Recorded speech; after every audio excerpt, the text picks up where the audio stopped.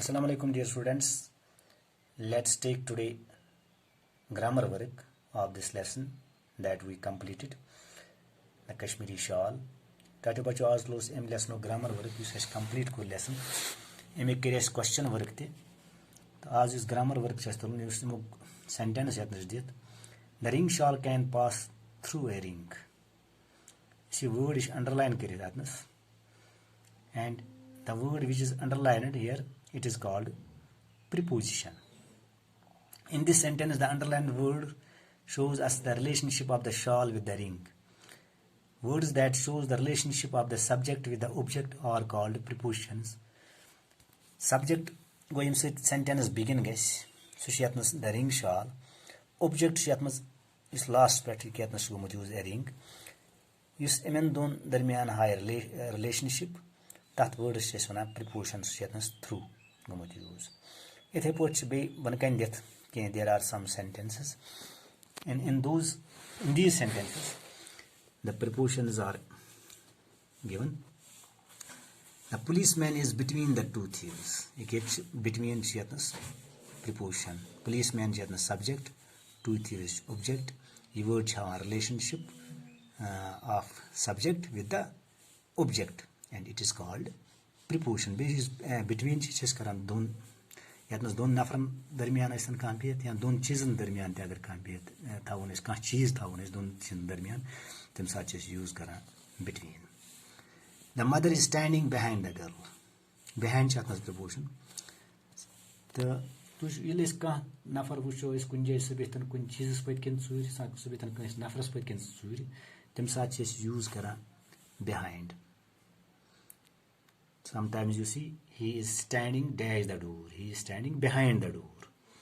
And the girl is looking into the mirror. Misad ka nafar as wushan panai shakal shishas mas tem saat use karan that's it int. It kana yat mas the example the girl is looking into the mirror. The mirror is in front of her. Yeli ka cheez broken as this word is use karan that's it preposition in. The dog is sitting beside the mistress. इस besides preposition इसे इस करान तम साथ you ले नज़दीक ऐस का चीज़ अगर इस वनो या से ब्यूट में नज़दीक we can say he is sitting beside me. Turn the book at page 5. Sometimes a teacher is going to tell you open the book at page 15. at such as हमेश करान use at.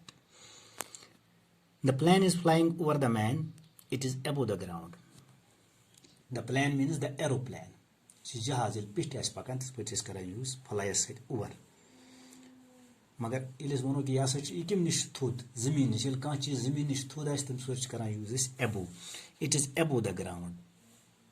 Which is above the ground? The aeroplane is above the ground. It is flying over the man. इस पर इस fly ऐसे go over. मगर इलिस वनो इस ज़मीन निश कांच चीज़ ज़मीन निश तो इस नहीं होयो कांच चीज़ anything that is is ground here ऐस तम साथ चीज़ use करान that's it preposition above. Doggy is sitting outside and in front of his kennel. The kennel is behind it. Doggy is sitting outside. Outside को opposite inside. अगर इस वनो कांच show मकानस मज़ he is inside the house. Clear? अगर इस वनो सासी neighbor he is outside of the house. And in front. So कोरा समझे तो use at such in गसा use of his kennel. Kennel से वना there is so place यात मज़ हूँ नाइस बेवा that place is called kennel. इस ऐसा प्रत कंस्ट का इस मतलब इस वना सुश बेवा कात मज़ caves मज़. इधर पोइट इस गुर से थावा stables मज़.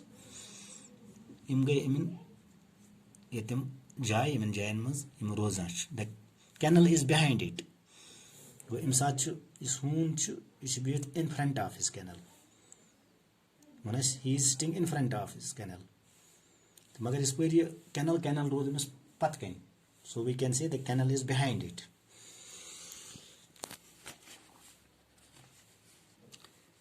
The monkey is sitting on the tree. Monkey is काट पर भी कुलिस पे. Sometimes you see the birds are on the tree. साथ तुम वुचान बूट बिहत परन बिहत कुलिस पे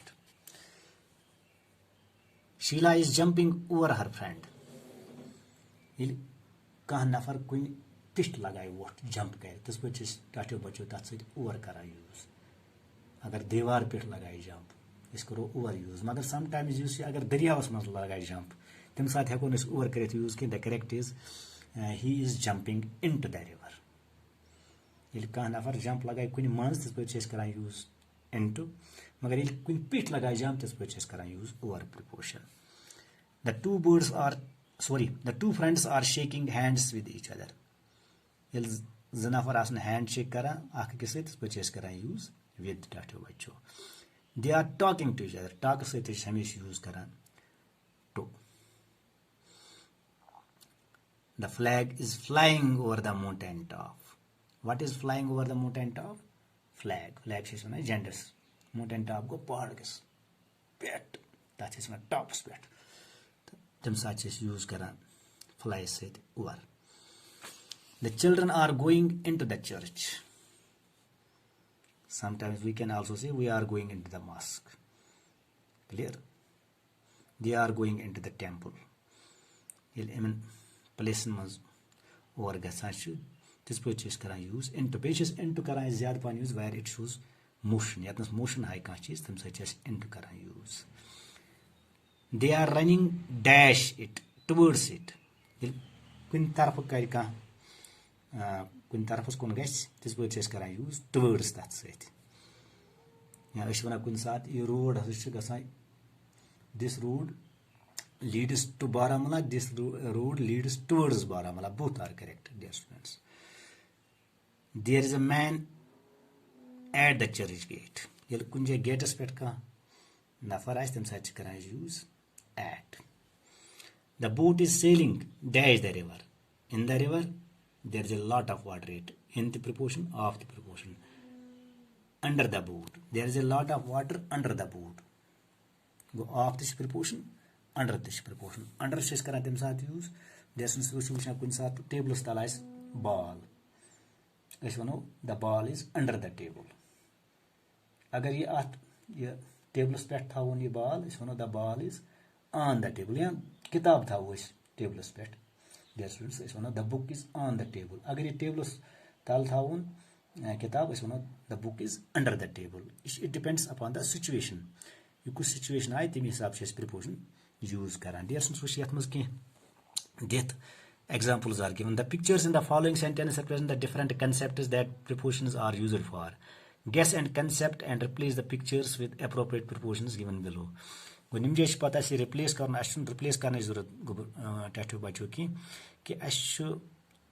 हुत पे नोट बुक पे नोट कर तथ पे तस्वीर बना बल्कि प्रिपोर्शन लागन मगर यह हावान ये सिचुएशन कि तुम लगे पता कि कुछ प्रिपोर्शन ये correct Aslam put his ball dash the box and he locked it ये तुम कह चीज थावान ट्रंकस मज या संदूकस मज तिस पे यूज करान तथ सत इन Aslam put his ball in the box and he locked it. The second one, the ball is dash the floor. Lift it and go out to play. So on the tattoo batch me when ilka is one of table aspect kitab, table aspect ball. The ye floor aspect, farsh aspect. Vukus proportion chart set correct. The ball is on the floor. The thief jumped dash the wall and ran away. You should run away good salon. Escape. This is second form. Ran away means escaped. The thief jumped dash the wall. मैं बोलते हैं ये कुन पिट लगाए वो तिस पे over करान यूज मगर ये कुन मंज लगाए वो तिस पे करान into यूज अगर इस बोलो the thief jumped dash the river तिल कुछ the thief jumped into the river मगर ये पिट लगाए वो टाटो बचो तिम से करान use over the thief jumped over the wall and ran away. The ball is dash the carpet. Get it from.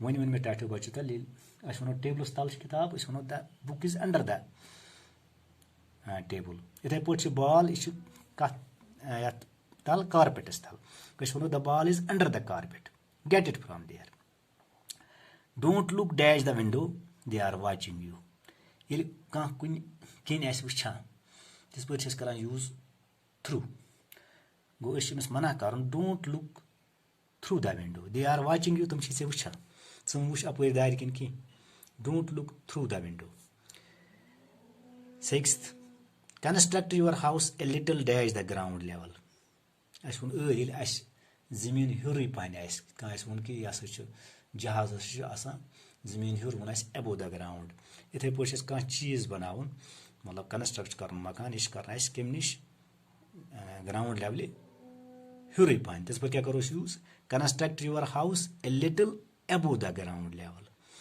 The flood water will not enter your house पत क्या मकानस मज सैलाब कुन सात आब हेक अचित कह तवे अमुक बेड सह एबो तुम वुचान ये बेड मकानस बनावान सह जमीन लेवल हूर बनावान तवे अत सत यूज कर स्टार्ट बच्चों एबो somebody is knocking dash the door could you see who it is नाक सत हमेशा यूज कर टाटो बच्चों at he is knocking at the door somebody is knocking at the door could you see who it is could सात कर request करो मेहरबानी कर अगर वुक यह कुछ दरवाज पे नॉक कर somebody is knocking he is knocking clear at the door